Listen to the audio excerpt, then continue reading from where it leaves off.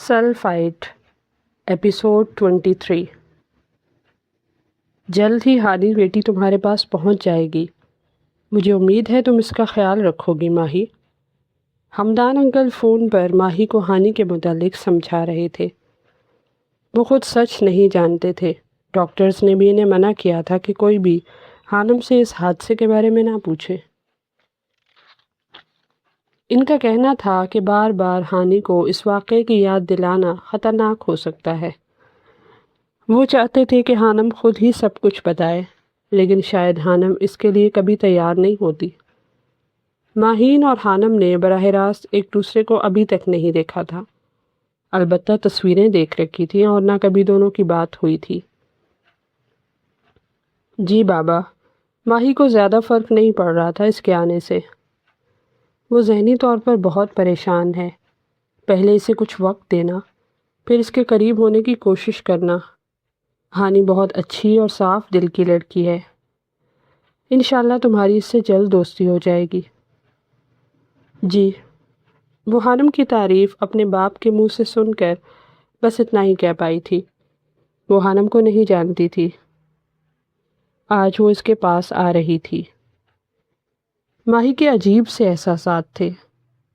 آسیہ بیگم سے اس کی اچھی خاصی بے تکلفی ہو گئی تھی، لیکن حانم سے تو کبھی بات بھی نہیں ہوئی تھی۔ ٹھیک ہے، پھر اپنا خیال رکھنا، اور مجھے امید ہے کہ تم حانم کو جلد اپنے پاس اپنے ساتھ واپس لاؤ گی۔ وہ بھی ہنستے مسکراتے وہ عزم سے کہہ رہے تھے۔ ماہی بس سر ہلا کر رہ گئی تھی۔ وہ پورے مہینے بعد گھر سے باہر نکلی تھی۔ بہت روئی تھی وہ ماہم، جواد اور آسیہ بیگم سے ملتے ہوئے، لیکن اسے جانا ہی تھا۔ اس کی حالت کو دیکھتے ہوئے حمدان انکل نے اپنی تمام تر اختیارات کو استعمال کرتے ہوئے 1 مہینے کے اندر اس کے پیرس جانے کا انتظام کیا تھا۔ میں آپ لوگوں سے روزانہ بات کیا کروں گی، یہ حانم کے جاتے ہوئے آخری الفاظ تھے۔ آسیہ بیگم نے اسے بہت سی دعاؤں کے سائے میں رخصت کیا تھا۔ انہیں محسوس ہو رہا تھا جیسے ان کی بیٹی کی رخصتی ہو گئی ہو۔ گیٹ سے نکلنے کے بعد وہ بہت تیزی سے گاڑی میں بیٹھی تھی۔ اس نے آرجے کے گھر کی طرف دیکھنا بھی گوارا نہیں کیا تھا۔ اس شخص کی وجہ سے آج حانم کو اپنا گھر، اپنا ملک، اپنی ماں کو چھوڑ میلوں دور جانا پڑ گیا تھا۔ جیسے جیسے گاڑی ایئرپورٹ کی طرف بڑھ رہی تھی، حانم کا دل تڑپ رہا تھا۔ یہ تو طے تھا کہ اس کے ایک ایک آنسو اور اس کی تڑپ کی قیمت آرجے کو چکانی تھی، لیکن کب، یہ صرف قدرت کو پتہ تھا۔ پیرس جانا اس کا خواب تو نہیں تھا، لیکن اکثر جو ہم نے نہ سوچا ہو وہی ہو جاتا ہے۔ وہ پیرس کی سرزمین پر قدم رکھ چکی تھی، بھیگی پلکوں اور اداس دل کے ساتھ۔ اگر وہ اس حادثے سے پہلے یہاں آتی تو یقیناً جھومتی، کیونکہ یہاں پر ڈزنی لینڈ تھا، اس کے خوابوں کی دنیا، وہ دنیا جسے وہ دیکھنا چاہتی تھی۔ پریوں کا دیس اس کی چھوٹی چھوٹی خواہشات تھی، جنہیں آرجے کے لفظوں نے ختم کر دیا تھا۔ اب تو مسکرانے کو بھی دل نہیں کرتا تھا۔ وہ آہستہ آہستہ چلتی ہوئی ایئرپورٹ سے باہر آئی تھی۔ چادر سے خود کو لپیٹا ہوا تھا۔ وہ ماڈرن لوگوں کے درمیان عجیب سی لگ رہی تھی، سب سے الگ، سب سے جدا۔ اب اسے ماہی کو ڈھونڈنا تھا۔ حمدان انکل نے اسے نیا موبائل لے کر دیا تھا، جس کو اس نے چھونے کی بھی ہمت نہیں کی تھی۔ اسے لگتا تھا یہ موبائل اس کی بربادی کا ذمہ دار تھا، اور وہ اپنی اس سوچ میں ٹھیک بھی تھی۔ ہاں، میں ایئرپورٹ پہ اپنے دوست کو لینے آیا ہوں۔ جی بی جان، میں بالکل ٹھیک ہوں، وہ مگن سا فون پر کہتا آگے بڑھ رہا تھا۔ جی، میں کوشش کروں گا کہ ان چھٹیوں میں پاکستان آ سکوں۔ حشام بی جان سے بات کر رہا تھا۔ وہ مسکرا رہا تھا۔ کیا اسے کسی نے بتایا نہیں تھا کہ پیرس میں اتنی خوبصورتی سے مسکرایا نہیں کرتے؟ یہاں پر موجود لوگ ایسی جادوئی مسکراہٹ پر دل بھی ہار سکتے ہیں، جیسے ماہی ہار گئی تھی۔ ایک تیز ہوا کا جھونکا حشام کے وجیح چہرے سے ٹکرایا تھا۔ وہ ٹھٹک کر رکا تھا اور پھر گردن موڑ کر پاس سے گزرتی اس لڑکی کو دیکھا تھا جو چادر میں لپٹی تھی۔ اسے کچھ محسوس ہوا تھا، وہ جو سال پہلے ہوا تھا جب ہانم اس سے ملی تھی۔ حشام کا دل زور سے دھڑکا تھا۔ اسے اس لڑکی پر ہانم کا گمان ہوا تھا۔ اس سے پہلے کہ وہ اس کے پیچھے جاتا اسے مارکیٹ والا واقعہ یاد آ گیا تھا جب ہانم کے دھوکے میں وہ ماہی سے جا ملا تھا۔ یہ ہانم نہیں ہو سکتی، وہ یہاں کیسے؟ خود کو سمجھاتا وہ سر جھٹک کر آگے بڑھ گیا۔ ایلا اور ماہی ہانم کو ایئرپورٹ سے گھر لے آئی تھیں۔ وہ خاموش تھی۔ ایلا بار بار اس سے سوال کر رہی تھی، وہ بس جواب دے رہی تھی۔ ہانی، تم فریش ہو جاؤ، تھک گئی ہوگی نا، تب تک میں کھانا لگواتی ہوں، ماہی نے اسے مشورہ دیا تھا۔ اسے لگا تھا کہ ہانم کافی چالاک ہوگی، لیکن وہ جتنی تصویروں میں معصوم نظر آتی تھی حقیقت میں بھی اتنی ہی تھی۔ ٹھیک ہے، وہ اس بات میں سر ہلاتی اٹھ گئی تھی۔ ملازمہ اس کا سامان اٹھا کر کمرے کی طرف بڑھ گئی تھی اور پیچھے پیچھے وہ بھی۔ ماہی، تمہاری کزن تھوڑی عجیب ہے نا؟ ایلا نے اس کے جانے کے بعد پوچھا تھا۔ ماہی نے اسے گھور کر دیکھا تھا۔ تمہارے ڈیڈ کی کزن کی بیٹی تمہاری بھی سیکنڈ کزن ہوئی نا؟ اس کے گھورنے پر ایلا نے کندھے اچکا کر کہا۔ خیر، اب یہ میرے پاس آ گئی ہے تو ٹھیک ہو جائے گی۔ ایلا نے دانت نکالے تھے جبکہ ماہی کچھ سوچتے ہوئے کچن کی طرف بڑھ گئی تھی۔ کھانا خاموشی سے کھایا گیا تھا۔ کھانے کے بعد ہانم اپنے کمرے میں آ گئی تھی۔ رات کافی ہو گئی تھی اور وہ کافی تھکن کا شکار تھی۔ بالوں کو باندھنے کی غرض سے وہ اٹھی تھی۔ کمرے میں موجود فرنیچر کافی قیمتی تھا۔ کسی چیز نے بھی اسے اپنی طرف متوجہ نہیں کیا تھا۔ وہ جہازی سائز آئینے کے سامنے کھڑی تھی۔ سنہری بالوں کی آبشار کمر پر بکھری پڑی تھی۔ بالوں کو دیکھتے ہوئے اس کا ذہن ٹھٹکا تھا۔ ایک فلم سی اس کے سامنے چلنے لگی تھی۔ اماں، میں سوچ رہی ہوں کہ بال کٹوا لوں۔ ہانم نے اپنے بالوں کا نیچے سے معائنہ کرتے ہوئے آسیہ بیگم کو اپنی سوچ سے آگاہ کیا تھا۔ ہرگز نہیں، آسیہ بیگم نے غصے سے منع کیا۔ لیکن کیوں؟ دیکھیں نا، خراب ہو رہے ہیں۔ ہانم روحانسی ہوئی۔ تمہیں نہ تمہاری نانی اماں کہا کرتی تھی کہ لمبے بال نیک لڑکیوں کی نشانی ہوتے ہیں؟ ہاں۔ آسیہ بیگم کی بات پر ہانم نے گھوم کر انہیں دیکھا تھا۔ اس کی آنکھیں اپنی ماں کی عجیب منطق پر حیرانی سے پھیلی تھیں۔ لمبے بالوں کا نیک ہونے سے کیا تعلق اماں؟ وہ حیران پریشان سی پوچھ رہی تھی۔ قیامت کے دن لمبے بال عورتوں کا پردہ بنیں گے۔ اور میری بات کان کھول کر سن لو ہانی، اگر تم نے دوبارہ بال کٹوانے کا نام لیا تو مجھ سے برا کوئی نہیں ہوگا۔ وہ اسے دھمکی اور حکم دونوں سناتی کچن میں جا چکی تھیں جبکہ ہانم حیرت سے انہیں جاتا دیکھ رہی تھی۔ آئینے میں دھواں سا اٹھنے لگا تھا۔ اس کا گھر، آسیہ بیگم اور وہ دور کہیں فضا میں تحلیل ہونا شروع ہوئے تھے۔ ہانم کی آنکھیں نم ہوئی تھی۔ نیک اور شریف تو دیکھو، منظر بدلا تھا۔ آج سامنے آئینے میں کھڑا جناتی کہے لگا رہا تھا۔ ہانم کے چہرے کا رنگ بدلا تھا۔ تالی بجاتا ہنستا ہوا وہ اس کا مذاق اڑا رہا تھا۔ اس کے کہے ہانم کو پاگل کر رہے تھے۔ نیک نہیں، بد کردار ہو تم۔ وہ شعلے اگلتی آنکھوں کے ساتھ اسے گھور رہا تھا۔ نہیں، کچھ نہیں کیا میں نے، وہ ہجانی انداز میں چلائی تھی۔ وہ ہنسے جا رہا تھا۔ ہانم کے ضبط کا پیمانہ لبریز ہوا تھا۔ چپ کرو، وہ چیخی تھی اور سنگھار میز سے پرفیوم کی ایک بوتل اٹھا کر پوری قوت سے آئینے میں دے ماری تھی۔ اپنی طرف سے اس نے آرجے کو مارا تھا، اسے خاموش کروایا تھا۔ چھن کی آواز کے ساتھ کانچ بکھرا تھا۔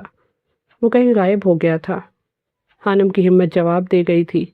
وہ وہیں نیچے بیٹھ کر پھوٹ پھوٹ کر رو دی تھی۔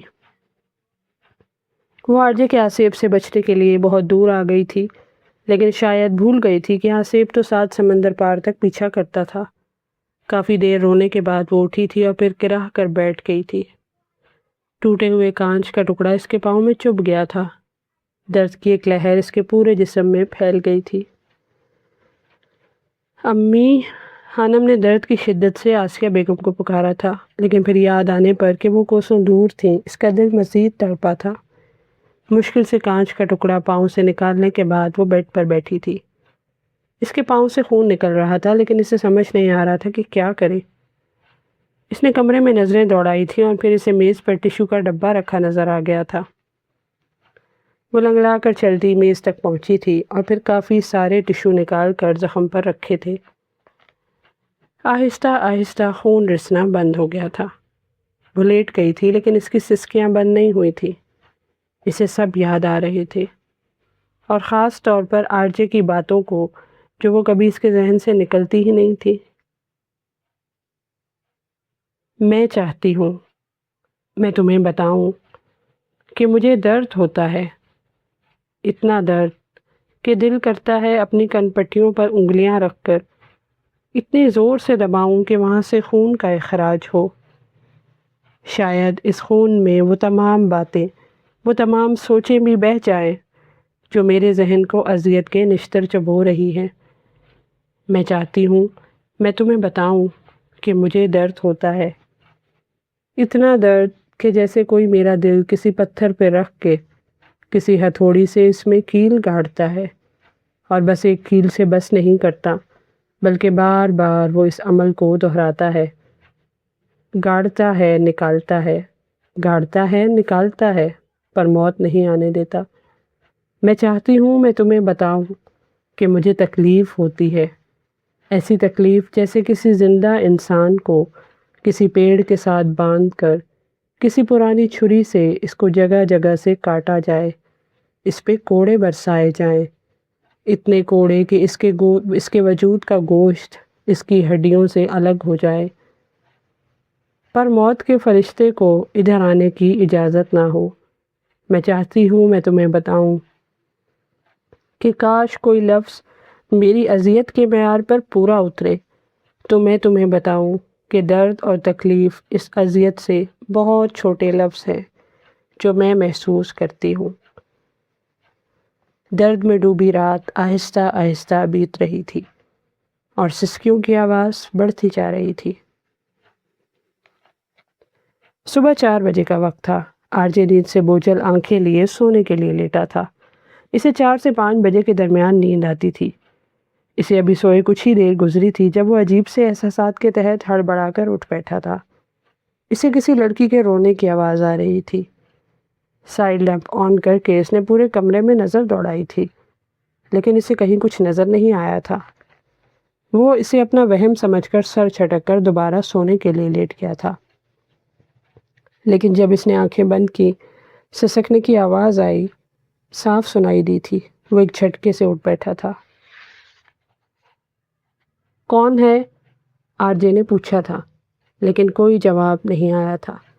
آواز ہنوز آ رہی تھی۔ وہ بستر سے نیچے اترا اور کمرے کی کھڑکیوں کو کھولنے کے بعد اس نے ہر طرف نظر دوڑائی تھی۔ کہیں کسی لڑکی کا نام و نشان نہیں تھا، لیکن آواز آ رہی تھی۔ یہ میرا وہم نہیں ہو سکتا، وہ بڑبڑایا تھا۔ اب وہ کمرے کا دروازہ کھول کر نیچے لاؤنج میں آیا تھا۔ غلام دین ملازم صوفے پر سکون سے سویا ہوا تھا۔ سسکیوں کی آواز وقفے وقفے سے ابھر رہی تھی۔ آرجے کا دماغ گھوما تھا۔ اسے شک ہو رہا تھا جیسے گھر میں کوئی لڑکی موجود تھی۔ وہ پاگلوں کی طرح ایک ایک کمرہ دیکھ رہا تھا، لیکن لڑکی ہوتی تو ملتی نا۔ اب تو مکی بھی یہاں نہیں تھا۔ تھک ہار کر وہ اپنا سر پکڑ کر بیٹھ گیا تھا۔ نیند اسے سونے کا کہہ رہی تھی اور سسکیاں اس کی نیند کی دشمن بنی ہوئی تھی۔ دن چڑھے تک وہ لاؤنج کے صوفے پر بیٹھا رہا تھا۔ جیسے ہی سونے کے لیے آنکھیں بند کرتا تھا، سسکیوں کی آواز ابھرنے لگتی تھی۔ سورج کی سنہری روشنی نے رات کی سیاہی کو کاٹا تو سورج کی شعاعیں لاؤنج میں موجود کھڑکیوں سے چھن چھن کر اندر آنے لگی۔ آرجے کو سر میں شدید درد محسوس ہو رہا تھا۔ غلام دین کب کا نماز کے لیے اٹھ کر جا چکا تھا، لیکن اس نے آرجے سے وہاں بیٹھنے کی وجہ نہیں پوچھی تھی۔ چڑیوں کے چہچہانے کی آوازیں ہر طرف پھیل گئی تھیں۔ تھک ہار کر وہ صوفے پر لیٹ گیا تھا۔ وقت کو اس پر ترس آیا تھا، اور پھر نہ جانے کب اس کی آنکھ لگ گئی تھی۔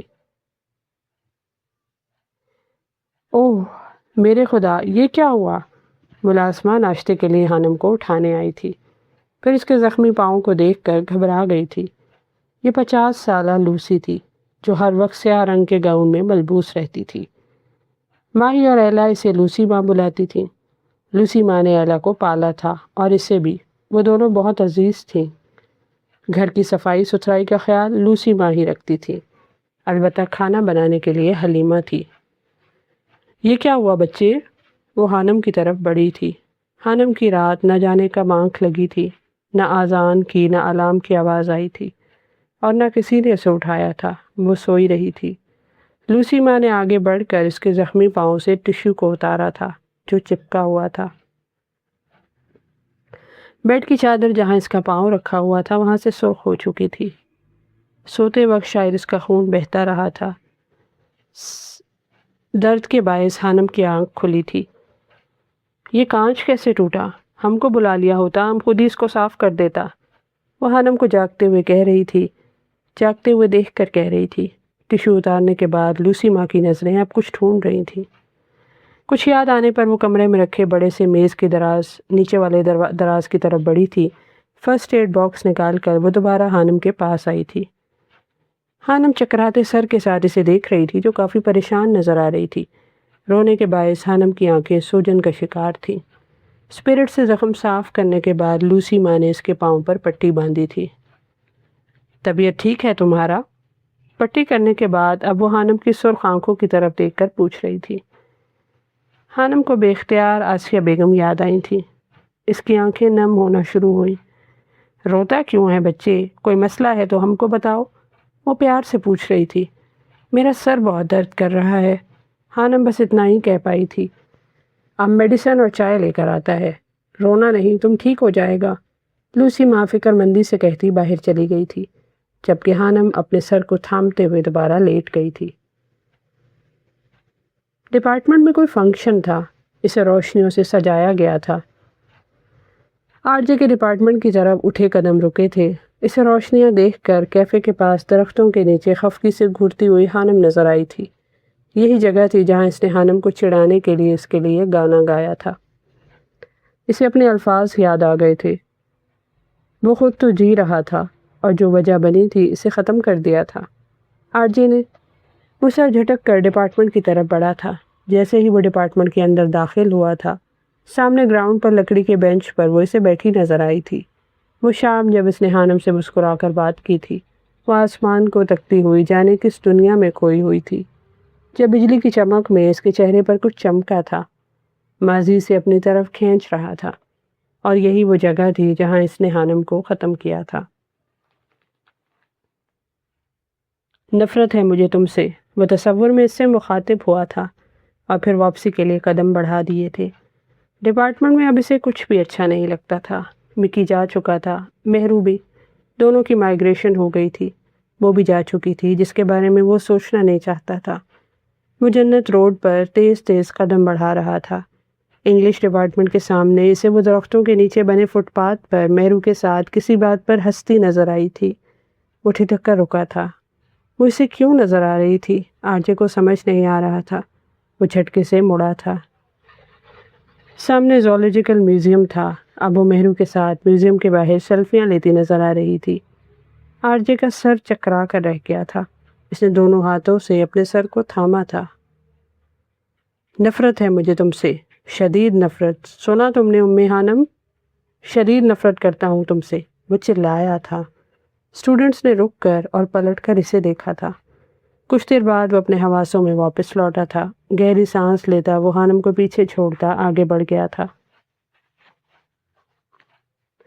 1 مہینہ ہو گیا تھا خانم کو پیرس آئے۔ اس نے کبھی اپنے کمرے سے باہر دروازے تک کا فاصلہ طے نہیں کیا تھا۔ وہ گھر میں ہی گھوم لیتی تھی، کبھی باہر جانے کی خواہش نہیں کی تھی۔ اس کا موبائل جسے حمدان انکل نے دیا تھا وہ بند پڑا تھا۔ اسے آن کرنے کی خانم میں ہمت نہیں تھی۔ لوسی ماں اس کا بہت خیال رکھتی تھی۔ گھر سے فون آتا تو وہ ماہی کے فون سے ہی بات کرتی تھی، اور اسی کے لیپ ٹاپ سے وہ اپنے پیاروں کی شکل دیکھ پاتی تھی۔ دن گزرتے جا رہے تھے لیکن خانم نے منہ نہیں کھولا تھا۔ اس نے کبھی بھولے سے بھی اس واقعے کا ذکر نہیں کیا تھا جو اس کی زندگی کا ناسور بن گیا تھا۔ وہ درد اوڑھ کر سو جاتی تھی۔ ڈر اور خوف کے سائے اسے جاگنے پر مجبور کر دیتے تھے۔ اسے مائیگرین نے آ لیا تھا۔ ذرا سی تیز روشنی شور اسے پاگل کر دیتا تھا۔ دل ہر وقت خراب رہنے لگا تھا، متلی ہوتی تھی، سر چکراتا تھا۔ غرض کہ وہ اندھیروں کی دنیا میں چلی گئی تھی۔ ہر وقت اس کے کمرے میں اندھیرا رہنا شروع ہو گیا تھا۔ اسے نارمل ہونے کے لیے پیرس بھیجا گیا تھا، لیکن وہ یہاں آ کر مزید دنیا سے کٹ گئی تھی۔ آرجے نام کے آصیب نے اسے مکمل طور پر اپنے بس میں کر لیا تھا۔ ہانی تم ٹھیک ہو؟ وہ اپنے بازو کو آنکھوں پہ رکھے لیٹی تھی۔ اس کا مقصد روشنی سے خود کو بچانا تھا۔ کمرے میں پہلے ہی اندھیرا تھا، لیکن وہ جسمانی درد سے بچنا چاہتی تھی۔ دروازے پر دستک ہوئی تھی۔ خانم چونک کے اٹھی تھی۔ اسے ماہی نے سپیس دی ہوئی تھی۔ وہ کبھی کبھی ہی اس کے پاس آتی تھی۔ ماہی چاہتی تھی وہ جلد از جلد نارمل ہو، لیکن کوئی آثار نظر نہیں آ رہے تھے۔ جی ٹھیک ہوں، خانم نے اٹھتے ہوئے جواب دیا تھا۔ کیا میں اندر آ جاؤں؟ ماہی پوچھ رہی تھی۔ جی، پوچھنے کی ضرورت نہیں ہے، آپ اندر آئیں۔ وہ زبردستی مسکرائی تھی۔ خانم نے ہاتھ بڑھا کر ٹیبل کے ساتھ میز پر رکھا لیمپ آن کیا تھا۔ روشنی جیسے ہی کمرے میں پھیلی، خانم نے آنکھیں بند کر کے خود کو روشنی کی اذیت سے بچانا چاہا تھا۔ ماہی اندر آئی تھی۔ اس نے خانم کی اس حرکت کو غور سے دیکھا تھا، اور پھر کھڑکیوں کی طرف بڑھ کر اس نے پردے پیچھے کیے اور انہیں کھول دیا۔ خانم نے بے اختیار اپنی آنکھوں پر دایاں بازو رکھا تھا۔ انہیں بند رہنے دو پلیز، تیز روشنی مجھے چبھتی ہے۔ خانم کے لہجے میں التجا تھی۔ روشنی کب سے چبھنے لگی خانم؟ یہ تو اندھیرے کو ختم کرتی ہے، ماہی سنجیدہ لہجے میں پوچھ رہی تھی۔ سر میں درد ہو جاتا ہے، خانم نے بے بسی سے بتایا۔ وہ اس لیے کہ تمہیں ایسا لگتا ہے۔ تم نے خود کو اندھیروں کی عادت ڈال دی ہے۔ تمہیں یہ عادت ختم کرنی چاہیے۔ اندھیرا مجھے سکون پہنچاتا ہے۔ میرے بابا کہتے ہیں کہ اندھیرا انسان کو نگل جاتا ہے۔ انسان میں ساری منفی سوچیں اندھیرے کی وجہ سے پیدا ہوتی ہیں۔ تمہیں اس اندھیرے کی دنیا سے نکل کر روشنی کا سامنا کرنا ہوگا۔ آج ماہی اسے قائل کرنے آئی تھی۔ نہ جانے کیوں خانم اسے اپنی اپنی سی لگی تھی۔ وہ معصوم تھی۔ خاموشی کا ایک گہرا پہرا تھا اس پر۔ میں نہیں کرنا چاہتی کسی بھی چیز کا سامنا، خانم نے بیزاری سے کہا تھا۔ تم خانم ہی ہو نا؟ ماہی کے سوال پر خانم نے چونک کے اسے دیکھا تھا۔ میں نے سنا تھا کہ خانم ایک باہمت لڑکی ہے۔ وہ کبھی کسی چیز سے نہیں ہاری۔ وہ ہمیشہ حالات کا مقابلہ کر کے انہیں ہرانے کی ہمت رکھتی ایک بہادر لڑکی ہے۔ ماہی کی بات پر خانم کا دل کٹ سا گیا تھا۔ وہ بہادر لڑکی ایک ابن آدم سے بری طرح ہار کر آئی تھی، صرف اسی وجہ سے کہ وہ بنت ہوا تھی۔ غلط سنا ہے آپ نے، خانم ایک کمزور لڑکی ہے، خانم نے گہری اذیت سے جواب دیا تھا۔ ہوگی، لازمی ہوگی، لیکن اب اسے بہادر بننا ہوگا۔ اگر خانم کو پیرس میں بزدلی اور مردہ دلی کے ساتھ زندگی گزارنی ہے تو اسے واپس پاکستان چلے جانا چاہیے۔ پیرس ایسے لوگوں کو خوش آمدید نہیں کہتا۔ پاکستان واپس جانے کے نام پر خانم نے لرز کر ماہی کو دیکھا تھا۔ اس کی آنکھوں میں بے یقینی تھی۔ بالکل، تمہیں واپس جانا ہوگا۔ یہ اندھیرے کی زندگی تم وہاں بھی گزار سکتی ہو۔ فیصلہ تمہارے ہاتھ میں ہے ہانی۔ تمہیں یہاں رہنا ہے یا واپس جانا ہے؟ اگر یہاں رہنا ہے تو 10 منٹ میں تیار ہو جاؤ۔ تمہارے موبائل اور سم رجسٹریشن کے لیے جانا ہے، اور اگر اس کام کے لیے نہیں جانا چاہتی تو اپنا سامان پیک کر لو، تمہیں واپسی کا ٹکٹ مل جائے گا۔ وہ دو ٹوک لہجے میں کہتی واپس جا چکی تھی، جبکہ خانم پریشان سی سے زیادہ دیکھ رہی تھی۔ ماہی جانتی تھی وہ واپس نہیں جانا چاہتی، اور وہ یہ بھی جانتی تھی کہ اس کی یہ دھمکی کارآمد ثابت ہوگی۔ وہ اب مزید اسے اب نارمل لوگوں کی طرح زندگی گزارتے نہیں دیکھ سکتی تھی۔ تجھے ہو نصیب گدا گری، تیرا دست ناز دراز ہو۔ یہی بد دعا ہے کہ فتنہ گر، تیرا حسن صحرا لباس ہو۔ رہے مرض غم میں تو مبتلا، نہ دوا ملے نہ دعا ملے۔ تجھے ہو قضا کی جو آرزو، تیری عمر اور دراز ہو۔ آرجے نے ہر اس جگہ پہ جانا چھوڑ دیا تھا جہاں کبھی خانم گئی تھی۔ وہ اسے نہیں دیکھنا چاہتا تھا۔ اس کی زندگی سے سکون نام کی چیز کہیں غائب ہو گئی تھی۔ وہ رات کو سو نہیں پاتا تھا۔ سسکیوں کا سلسلہ ختم ہونے کا نام نہیں لے رہا تھا۔ اسے دن میں نیند نہیں آتی تھی۔ اس نے نیند کی گولیاں کھا کر دن میں سونا شروع کر دیا تھا۔ وہ رات کو جیسے ہی آنکھیں بند کرتا تھا، وہ آواز اس کی سماعت میں ہتھوڑوں کی طرح لگنا شروع ہو جاتی تھی۔ وہ ساری رات لاؤنج میں بیٹھا رہتا تھا۔ وہ سمجھ نہیں پا رہا تھا کہ اس کے ساتھ کیا ہو رہا تھا اور کیوں ہو رہا تھا۔ وہ ملتان چلا گیا تھا اور پھر واپس بھی آ گیا تھا۔ وہ سسکیاں اس کا پیچھا نہیں چھوڑنے والی تھی۔ مکی کے بنا دوستوں کی محفلوں میں اس کا دل نہیں لگتا تھا۔ رفتہ رفتہ وہ اپنی سوشل زندگی سے کٹنے لگا تھا۔ یہ وقت کا بہت بڑا انتقام تھا۔